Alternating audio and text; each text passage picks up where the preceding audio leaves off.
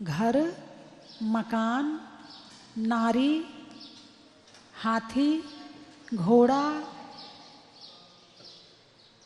कुटुंब, बंधुजन, आज्ञाकारी, यौवन ग्रह गोधन नारी, है गए जन आज्ञाकारी। घर में क्या क्या है? यौवन है। अवस्था कौन सी है? यौवन की है। हाथ पांव चल रहे हैं, कोई बीमारी नहीं है, आंखों से अच्छा दिख रहा है, कानों से सुन रहा है, पांव भाग भाग के जाते हैं, एक बार में एक सीढ़ी उछाल के चढ़ते हैं। सीढ़ी पर दर सीढ़ी नहीं चढ़ते हैं। जवानी में कैसे चढ़ते हैं सीढ़ी? अरे बोलिए ना, एक बीच की छोड़ देते हैं और अगले पे पैर रखते हैं, ऐसे चढ़ते हो ना। हाँ, और बुढ़ापे में एक सीढ़ी में 2 बार, और वो भी चढ़ जाए तो बड़ी बात है ना। तो यौवन अवस्था है। मकान है,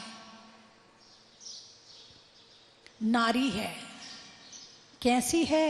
आज्ञाकारी है, जवाब नहीं देती है, जो कहो ठीक है जी, आप जैसा कहेंगे वैसे ही करूंगी। आपको कैसी नारी चाहिए? अरे बोलिए ना।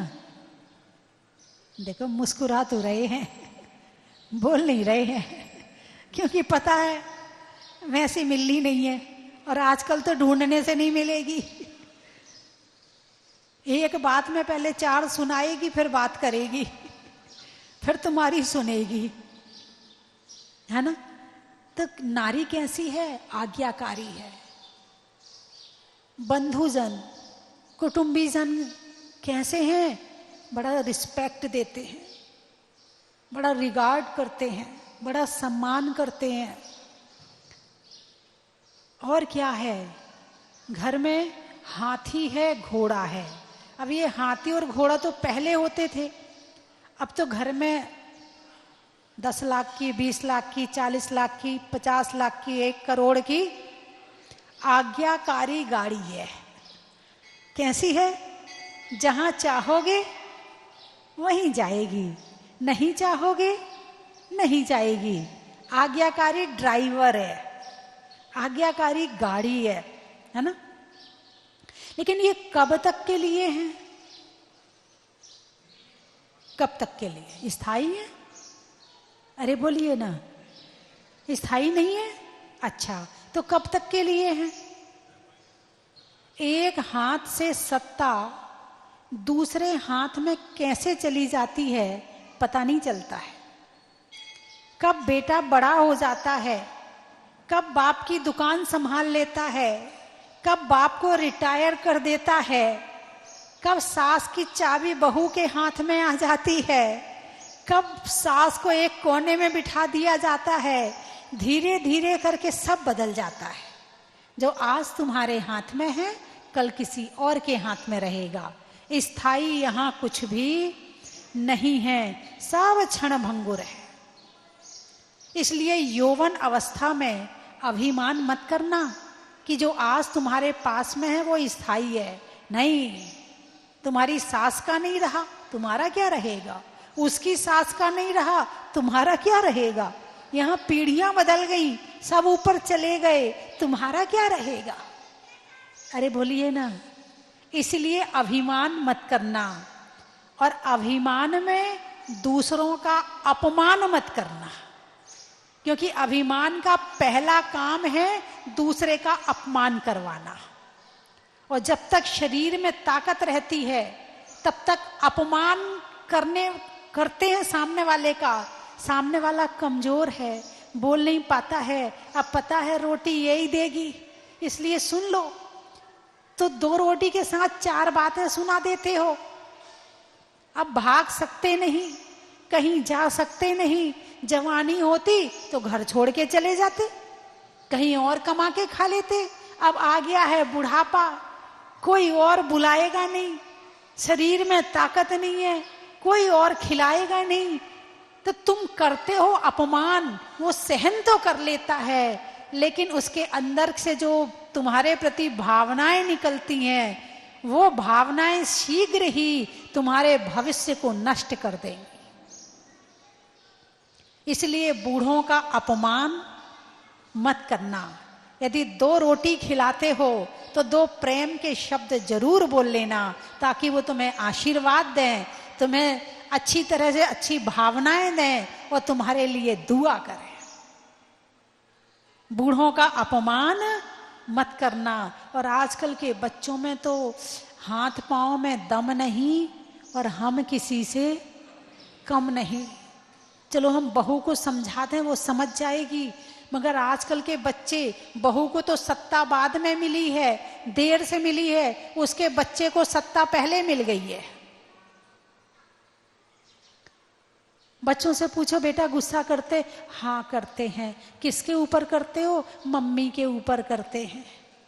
बस वही मिली जो तुम्हारी सेवा करती है, जो तुम्हारे मन पसंद खाना बना के देती है, जो तुम्हारे लिए मन पसंद कपड़े ला के देती है, बस वही मिली गुस्सा करने के लिए। और माँ बेचारी मोह मोह में सहन तो करती रहती है, मगर अंदर अंदर से दुखी रहती है कि इसको इतना गुस्सा आज यहाँ आता है, चल मैंने तो सहन कर लिया, कल शादी होगी, कल इसका गुस्सा कौन सहन करेगा?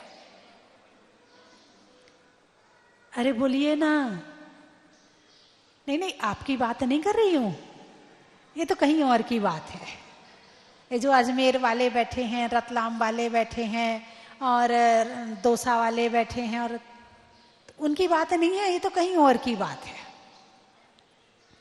और जो संस्कार बचपन में पड़ जाएंगे वो जिंदगी भर काम आएंगे।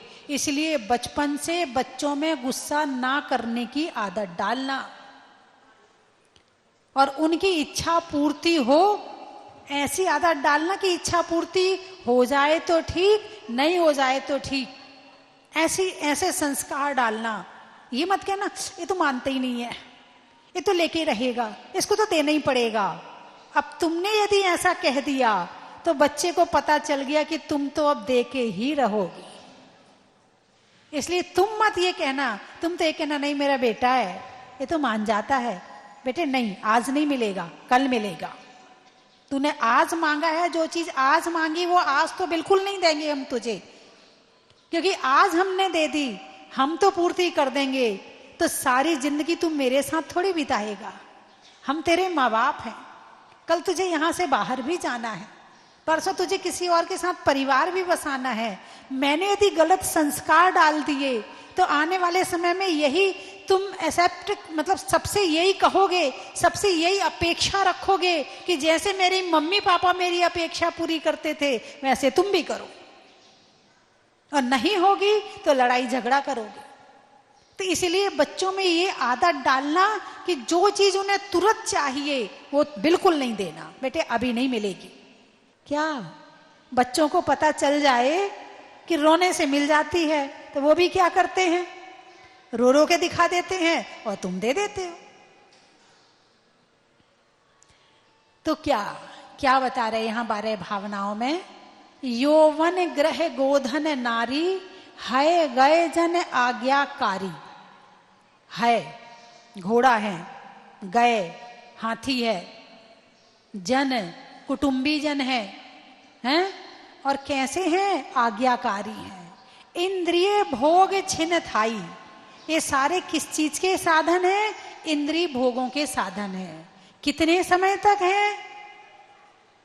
कोई गारंटी नहीं है। तुम्हारी चीनी कब छूट जाएगी, तुम्हारी आइसक्रीम कब छूट जाएगी, तुम्हारा फ्रिज का पानी कब छूट जाएगा, तुम्हारा पिज्जा बर्गर डॉक्टर कब मना कर देगा। कोई गारंटी नहीं है कि किस दिन शरीर में क्या वेदना हो और तुम्हें वो चीज छोड़नी पड़े। तो धर्म क्या कहता है? डॉक्टर छुड़ाए उसके पहले खुद को कंट्रोल में कर लेना, उसके पहले तुम खुद संयम रख लेना, तो डॉक्टर को कहने की जरूरत नहीं पड़ेगी और शरीर को भुगतने की जरूरत नहीं पड़ेगी। इंद्रिय भोग छिन थाई, ये क्षण भंगुर है। सुर धनु चपला चपलाई। सुर धनु, सुर इंद्र, धनु धनुष, इंद्रधनुष देखा है? अरे बोलिए ना, आपने इंद्रधनुष देखा है? अच्छा, कहाँ रहता है? आकाश में रहता है। अच्छा, उसको पकड़ना चाहो तो नहीं पकड़ में आता है। अच्छा, कितनी देर के लिए रहता है? उसका कोई समय निश्चित है कि 1 घंटे रहेगा, 2 घंटे रहेगा, 3 घंटे रहेगा? ऐसे ही संसार के भोगों का, संसार के सुखों का कोई समय नहीं है, जाने कब नश जाए। ये नश्वर है। कैसे हैं ये भोग? कैसे हैं? नश्वर है। और क्या देने वाले हैं? बीमारी देने वाले हैं। क्या चाहिए?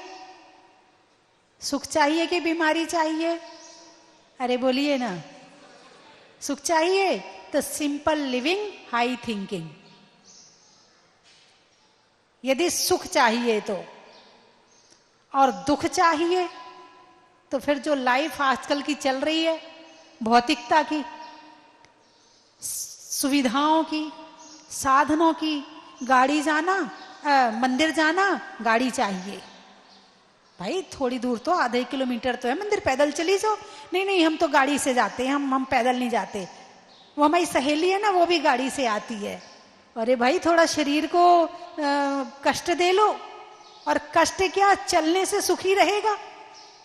पहले के लोगों के ना घुटने खराब होते थे, ना कमर खराब होती थी। क्यों? पैदल चलते थे।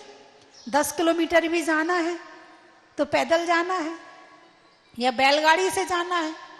भाई कोई थोड़ा पैसे वाला होगा तो बैलगाड़ी से चला जाएगा, कम पैसे वाला होगा तो पैदल ही जाएगा। पहले 5 किलोमीटर, 7 किलोमीटर तो यूं चले जाते थे, यूं यूं यूं पहुंच जाते थे। और बच्चों को भी खूब चलाया जाता था। तो उससे क्या होता था?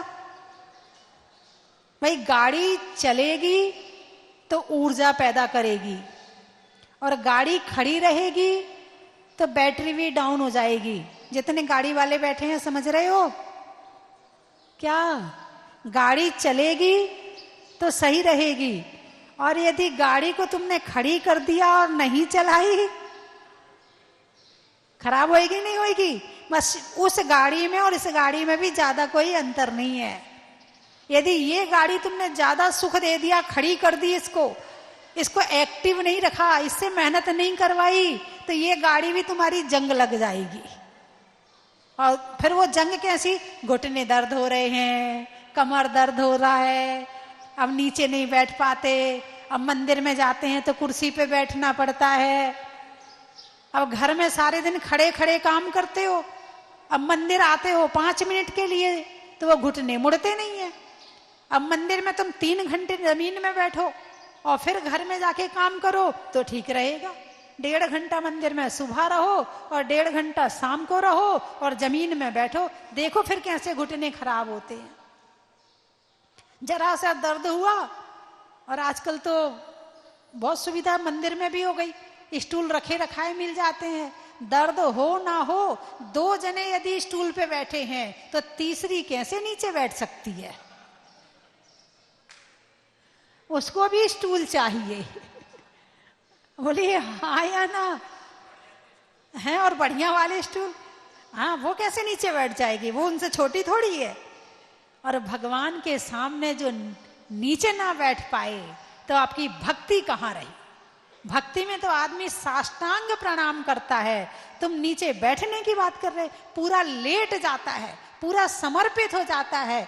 जब तक साष्टांग प्रणाम ना हो तब तक भक्ति की पूर्णता नहीं होती। इसलिए दिन में एक बार, पुरुषों को कम से कम एक बार, एक वेदी में कम से कम, यदि सब में कर सको तो अच्छी बात है, और नहीं तो जब तक जवानी है, हाथ पैर अच्छे चल रहे हैं, तुम लेट सकते हो तो एक साष्टांग प्रणाम तो पुरुषों को रोज करना ही चाहिए। और उस साष्टांग प्रणाम के बाद में भाव देख लेना कि आपके कैसे होते हैं, कैसे निर्मल भाव होते हैं, कैसे समर्पण के भाव आते हैं, कैसे अंदर से उमड़ उमड़ के विनय आती है। आज आप कर लेना। अरे बोलिए ना, कर सकते हो क्या? बच्चे तो कर ही सकते हैं ना, बड़े भी, भाई छोटी उम्र वाले बैठे हैं ना, तो एक साष्टांग प्रणाम पूरे लेटकर और पूरे हाथ आगे करके और पूरी भक्ति के साथ आज करके देखना, मेरे कहने से करके देखना। करोगे? कौन कौन करेगा? सब करेंगे। अच्छा, तो 1 महीने तक कर सकते हो? 1 महीने तक यहां से कुछ तो लेके जाओगे ना, कम से कम 1 महीने तो आपके साथ वो चीज रहे, तो 1 महीने तक कर सकते हो? कौन कौन कर सकता है 1 महीने तक? अच्छे से हाथ उठाकर बताओ। अब कुछ लोगों ने हाथ नीचे कर लिया। हाँ, प्रारंभ हो गया। साष्टांग प्रणाम देखो प्रारंभ हो गया। चलिए, अब महिलाओं को और बच्चों को कैसे करना चाहिए। महिलाओं को पंचांग प्रणाम बताया। शरीर में 8 अंग होते हैं। जब 8 अंग पूरे भगवान के चरणों में समर्पित हो जाएं तो इसके कहते हैं साष्टांग प्रणाम। ठीक है। और महिलाओं के लिए साष्टांग प्रणाम नहीं आया है, महिलाओं के लिए पंचांग प्रणाम आया है। बाएं घुटने पर दायां घुटना मोड़ के, है ना, जैसे गाय बैठती ना ऐसे, और फिर हाथ सिर जमीन को स्पर्श करे, इसको कहते हैं पंचांग प्रणाम। 2 पांव 2 हाथ और 1 सिर, ये जब 5 चीज जमीन को स्पर्श करे और हमारा मन भगवान के चरणों में झुक जाए, तब आप देखना कि इस प्रणाम के बाद में आपके भाव कैसे होते हैं। अब वो छोटे छोटे बच्चे आते हैं। एक परिवार आया, बच्चों को आगे खसकाया, जा पिच्छी लगवा ले, पिच्छी लगवा ले। अब बच्चे आए, 2 बच्चे यूं खड़े हो गए, मैंने नहीं लगाई पिच्छी। क्या ये इस बात का प्रतीक है कि आपने अपने बच्चों को क्या सिखाया है? आप अपने घर में अपने बच्चों को क्या सिखाते हो? ये इस बात का प्रतीक है कि आप स्वयं नमस्कार करना नहीं जानते होंगे, तभी तो आपने बच्चों को भी नहीं सिखाया है कि कहाँ जाना है तो कैसे नमस्कार करना है। फिर भी मैंने पिच्छी नहीं लगाई, बोले झुक झुक झुक। अब उन्हें क्या पता ये झुकना होता क्या है, तो उन्हें उन गर्दन पकड़ी और जबरदस्ती झुका दी। मैंने फिर भी नहीं लगाई, मैंने कहा आज देखती हूँ ये कहानी कहाँ तक पहुंचती है। फिर उनकी मम्मी बोली बैठ बैठ बैठ के कर। बात समझ में आई कि नहीं आई है? मतलब बच्चों को यदि एक बार में वो जो मांग रहे हैं यदि आपने वो दे दिया तो उसके आगे की सीढ़ी वो नहीं चढ़ पाएंगे। जब तक वो काम पूरा ना हो जाए तब तक उन्हें सिखाना है। तो महिलाएं पंचांग नमस्कार कर सकती हैं? अरे बोलिए ना, कौन कौन सी महिलाएं करेंगी? जितनी टीवी में देख रही हैं वो बहुत बढ़िया। भाई जिनके बहुत घुटनों में गैप हो, दर्द हो, कोई दिक्कत हो, ज्यादा परेशानी हो, ऑपरेशन हुए हो, किसी को ज्यादा ही प्रॉब्लम हो, तो उनको छोड़ करके बाकी जिनके घुटने ठीक हैं और ठीक रखना चाहते हैं, 2 बातें, ठीक हैं, अरे बोलिए ना, और ठीक रखना चाहते हैं, वे भगवान को पंचांग और साष्टांग प्रणाम जरूर करें। प्रणाम करने से हजारों पाप कटते हैं। तुम्हारे नमस्कार में ताकत तो हो, तुम नमस्कार करते कहां हो? आप करके देखना नमस्कार, हजारों पाप कट जाएंगे नमस्कार करने से। फिर कहते हैं मंदिर भी जाते हैं तो कुछ नहीं होता है, पूजा भी करते हैं तो कुछ नहीं होता। जैसे करना है वैसे किया कि नहीं? नहीं किया ना, तार तो जोड़ा नहीं, करंट कहां से आएगा? और ये तार जुड़ता है नमस्कार के बाद में। लेट गए, भगवान समर्पित है, आपके चरणों में समर्पित हो गए। अब आप जैसा कहो वैसा करेंगे। जब तक समर्पण की भावना नहीं आएगी तब तक आज्ञा पालन की भावना भी नहीं आएगी, और जब समर्पण की भावना आएगी तो आज्ञा पालन की भावना भी आएगी। इसलिए सबसे पहली शर्त है श्रद्धा, समर्पण, बिल्कुल साष्टांग प्रणाम। तो आज से तो आपने प्रारंभ कर ही दिया ना, अरे बोलिए ना। और अपने बच्चों को भी सिखाना, जो छोटे छोटे बच्चे होते हैं उनको भी, चाहे 2 साल का हो, 4 साल का हो, जब तक ना करे, नहीं बेटा तुझे तो करना पड़ेगा, कर कर, उसे रोके करे मगर करवा देना। 1 दिन रोएगा, 2 दिन रोएगा, फिर संस्कार पड़ जाएंगे, और फिर जो समर्पण आएगा वो उसके जिंदगी भर काम आएगा। लेकिन 12 भावना भी तभी पढ़ी जाएगी जब समर्पण होगा, जब श्रद्धा होगी, है ना। तो सूर्य धनु चपला चपलाई, चपला, चपला जानते हो?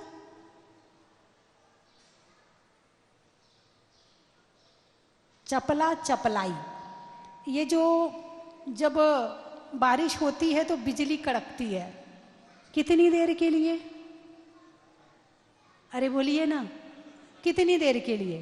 वो रोशनी कितनी देर के लिए है?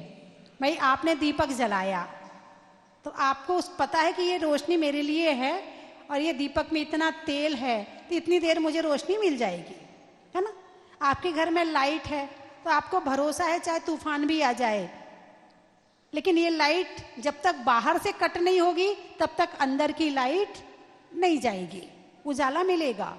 लेकिन जो आकाश में बिजली चमकती है वो कितनी देर के लिए है? अरे बोलिए ना, क्षणभंग। ऐसे ही संसार के सुख हैं, मृत्यु होने में कितना टाइम लगता है? अरे बोलिए ना, कितनी देर लगती? जितनी देर बिजली चमकने में लगती है ना, इतनी देर शरीर से प्राण निकलने में लगती, इससे ज्यादा समय नहीं लगता। एक समय में निकल जाता है, एक समय, और तीसरे समय में तो दूसरे शरीर में पहुंच जाता है। ये भी नहीं पता चल पाता है, डॉक्टर हाथ भी नहीं रख पाता है कि उसको दूसरा शरीर मिल जाता है। लेने में प्रभु नाम का, सुबह के बाद शाम का,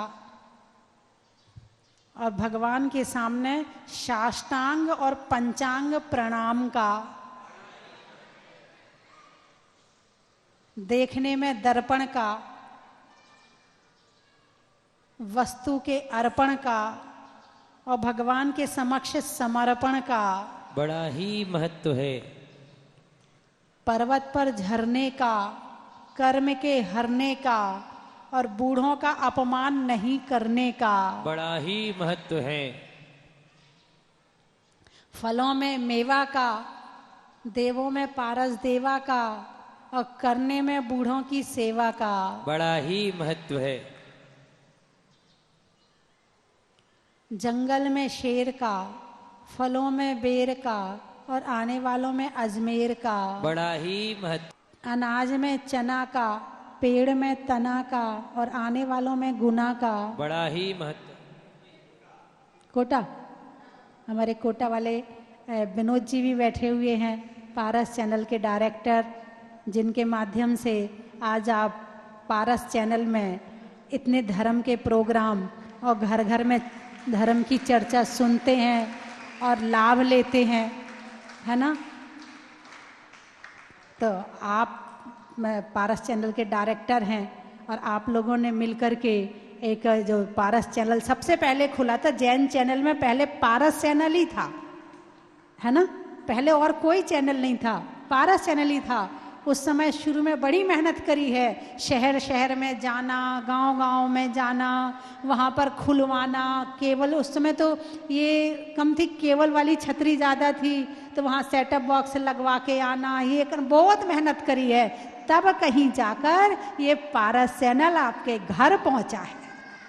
और आप लोगों ने सुबह से शाम तक खूब धर्म करो, खूब प्रवचन सुनो, खूब पंच कल्याणक देखो, खूब विधान देखो, है ना। और कितनी प्रभावना हो रही है ना। सुबह सुबह नल का, किसान में हल का, और देखने में पारस चैनल का।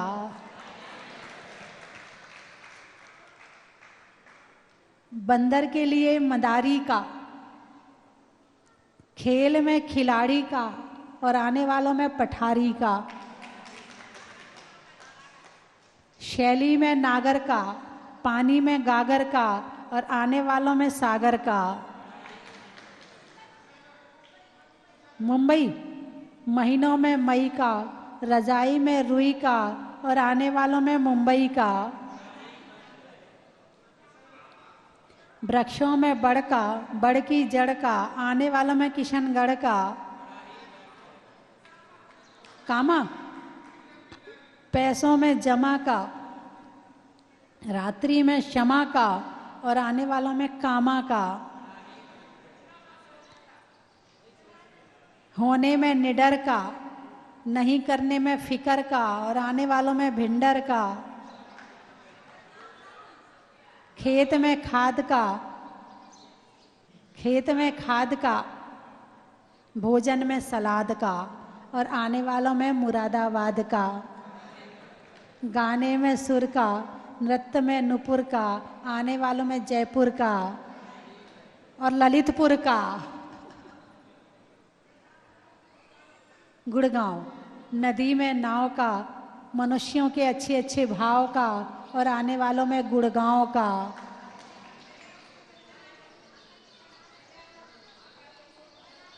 गंज बासोदा, बासोदा व्यापारियों में सौदा का, घर में दादा का और आने वालों में बासौदा का। बड़ा ही महत्व है। दीपू घर में पप्पू का, नाव में चप्पू का और आने वालों में डिप्पू का। बड़ा ही महत्व है। बनारस से आए हैं, अच्छा। पक्षियों में सारस का, पक्षियों में सारस का, प्रभु के दरस का और आने वालों में बनारस का। बड़ा ही महत्व है।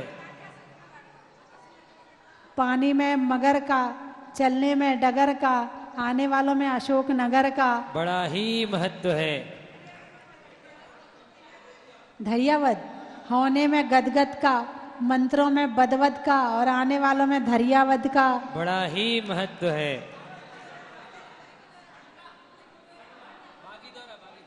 बंडा गांव में कंडा का, शिखर में झंडा का और आने वालों में बंडा का। बड़ा ही महत्व है। अच्छा, नेता में दौरा का, जीवन में जरा का और आने वालों में बागी दौरा का। बड़ा ही महत्व है। प्रतापनगर बातों में अगर मगर का, चलने में डगर का और आने वालों में प्रतापनगर का। बड़ा ही महत्व है। खेत में धान का, शादी में पान का और आज होने वाले विधान का। बड़ा ही महत्व है। राम की सिया का और आने वालों में बड़ौदिया का। बड़ा ही महत्व है। जालोर झाड़ोल, अच्छा झाड़ोल। लाइट के पोल का, धरती में गोल का और आने वालों में झाड़ोल का। बड़ा ही महत्व है। बोलिए 24 भगवान की। आप सभी ने अभी माता जी के सरल, कितने सरल प्रवचन, कहते हैं ना कि जिंदगी में उतारने वाले, अष्टांग कैसे करना चाहिए, कैसे दर्शन करना चाहिए। प्रवचन तो कई तरह के होते हैं, लेकिन जो माता जी प्रवचन करती है वो इतने सरल कि आदमी के अंदर तक चले जाते हैं। तो ऐसी सरल स्वभावी माता जी आप देख रहे हैं, सोनागिरी से विहार करते हुए यहाँ पे जहाजपुर में कितना लंबा विहार करते हुए जहाजपुर पहुँची है। और ये क्षेत्र जब माता जी यहाँ पे जहाजपुर में आई थी, जब क्षेत्र नहीं था, पर भगवान निकले थे महावीर जयंती के दिन, तो माता जी के मन में भाव आए कि भगवान को एक छत दी जाए, भगवान को एक छत दी जाए। माता जी के आशीर्वाद से छती नहीं, आप देख रहे हैं कितना सुंदर दूधिया मंदिर माता जी के आशीर्वाद से आप सब लोगों ने बना।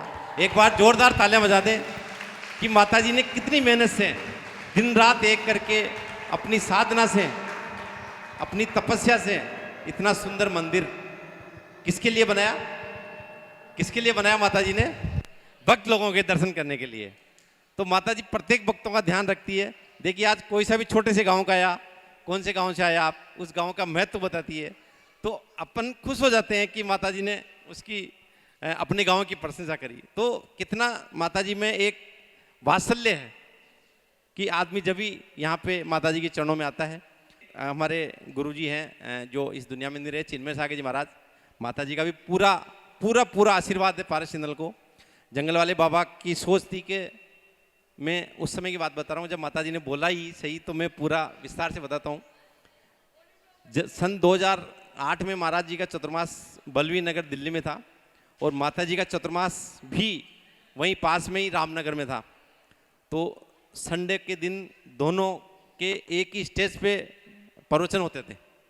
वहाँ जो स्टेज बना हुआ था, समाज की ऐसी व्यवस्था थी कि संडे को माताजी भी वहाँ पे आते थे और महाराज जी भी आते थे। तो मैंने पहली बार दर्शन माताजी के वहाँ पे दिल्ली में किए थे। तो मैंने माताजी को भी निवेदन किया और महाराज जी की भावना थी कि भाई जैन समाज का एक भी चैनल नहीं है, प्रत्येक समाज का चैनल था।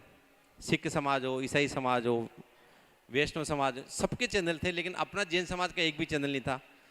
तो महाराज जी के मन में एक थोड़ी सी पीड़ा थी। तो हमने माताजी को भी बोला, तो माताजी ने कहा नहीं, होना चाहिए, अपना जैन समाज का चैनल भी होना चाहिए। तो देखिए महाराज जी ने बीड़ा उठाया, माताजी का आशीर्वाद हुआ।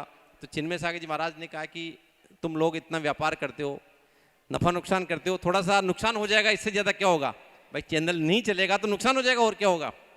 ये सोच के महाराज जी ने चैनल चलाया। आज देखिए पूरे घर घर में, मैं कह रहा हूँ सुबह से उठते ही साधुओं के प्रवचन चालू, अभिषेक। कोरोना में तो क्या स्थिति रही थी जब मंदिर बंद थे, अपना टीवी मंदिर था। मैं आपको बताऊं बात, टीवी में देखकर कई लोगों ने समाधि ले ली, कई लोगों ने समाधि ले ली। आज माताजी के प्रवचन यहाँ पे चल रहे हैं, लेकिन पूरे देश में लाइव चल रहा है माताजी के प्रवचन, 172 देश में। आज अपन तो यहाँ गिनती के 200 आदमी होंगे, 100 आदमी सुन रहे हैं, लेकिन माताजी की जो वाणी है वो कहाँ कहाँ पे खिल रही है, 172 देश। आज अमेरिका में भी लोग बाग शाम को माताजी के प्रवचन सुन रहे हैं, मेरे पास कई फोन आते हैं। राजस्थान, इंडिया की बात नहीं करूं मैं, अमेरिका में भी, बाहर जितने भी 172 देश हैं, सब में हमारा पारस चैनल पूरे वर्ल्ड वाइड चलता है। तो साधुओं के प्रवचन जन जन को सुनने को मिल रही है। किसके माध्यम से मिल रही है? चैनल के माध्यम से। कहते हैं कि अपन ने कितना ही बड़ा प्रोग्राम किया, बहुत प्रभावना करी, लेकिन जब तक वो डिस्प्ले नहीं होगा, कहते हैं कि जंगल में मोर नाचा किसने देखा, तो वो जब तक प्रभावना आपकी बाहर नहीं जाएगी, जब तक कैसे पता पड़ेगा कि कहाँ पे क्या हुआ। तो एक माध्यम है टीवी या चैनल। जय जिनेन्द्र बंधुओं, संयम, तप, त्याग एवं साधना का महापर्व, जैन समाज का महापर्व, पर्वादिराज पर्युषण महापर्व आने वाली 8 सितंबर से 17 सितंबर तक मनाने जा रहे हैं। स्वस्थी धाम जहाजपुर में भूगर्भ से प्रकटित अतिशयकारी मुनीश्वरनाथ भगवान की पावन छत्र छाया में परम पूजनीय भारत गौरव गुरुमा गणनियारिका स्वस्थी भूषण माता जी का 29वां मंगलमय चातुर्मास चल रहा है। पूज्य गुरुमा के सत्संग पावन सानिध्य एवं पूज्य माता जी की संगस्था बाल ब्रह्मचारिणी प्रियंका दीदी के कुशल नेतृत्व में, निर्देशन में यहाँ पर 10 लक्षण महापर्व में एक श्रावक संस्कार एवं साधना शिविर का आयोजन किया जा रहा है। मैं चाहता हूँ आप यहाँ पधारें और इस शिविर में बैठ करके अपने आप को रिचार्ज करें। मुझे आशा ही नहीं, पूर्ण विश्वास है, यहाँ आकर के जब आप शिविर में साधना करेंगे और बड़े बाबा की भक्ति करेंगे तो एक नई ऊर्जा, नई स्फूर्ति, नई चेतना आपको मिलेगी। यहाँ पर सभी शिविरार्थियों के आवास एवं भोजन की व्यवस्था क्षेत्र समिति के द्वारा की जा रही है। बंधुओं, आप नीचे जो लिंक दिया जा रहा है इस पर अपना रजिस्ट्रेशन कर सकते हैं, अपनी सूचना इस फ़ोन नंबर पर दे सकते हैं। धन्यवाद। जैन गुना से माता जी से मैं 15 साल से जुड़ा हुआ हूँ। जब भगवान एक कमरे में विराजमान थे, जब माता जी ने अतिशय दिखलाया था, उस टाइम से हम लोग जाजपुर आ रहे हैं। आज मेरे बेटे का प्रथम अभिषेक था, ये 8 साल का हो गया है। तो माता जी से आशीर्वाद दिलाने के लिए और भगवान के ऊपर अभिषेक शांति धारा कराने के लिए बच्चे को लेकर आया हूँ। सादर जय जिनेन्द्र धरती बंधुओं, आने वाले पर्वादिराज पर्व महापर्व पर्युषण के शुभ पावन अवसर पर परम पूज्य भारत गौरव गणनियारिका स्वस्थी भूषण माता जी के मंगल सानिध्य में होने जा रहे महाशिविर में आप भाग लेकर शातिशय पुण्यमंत्र की प्राप्ति कर सकते हैं, जिसका रजिस्ट्रेशन प्रारंभ हो चुका है। यहाँ के संस्था के नंबर पर कॉल कर आप अपने परिवार की पूरी समुचित जानकारी देकर रजिस्ट्रेशन करवाएं, जिससे आपकी समुचित व्यवस्था की जा सके। सभी को सादर जय जिनेंद्र।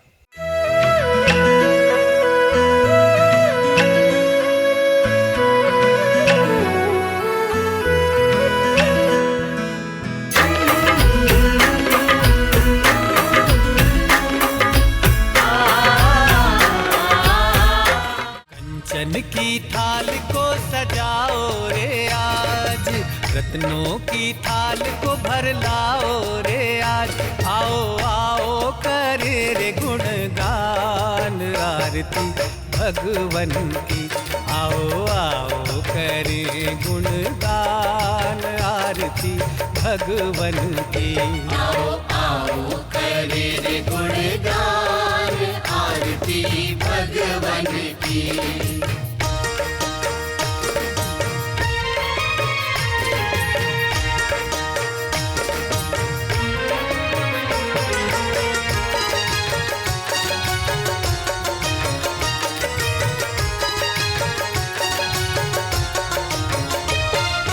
पिता सुमित्र के राज दुलारे, माँ पद्मा जी के नैनों के तारे।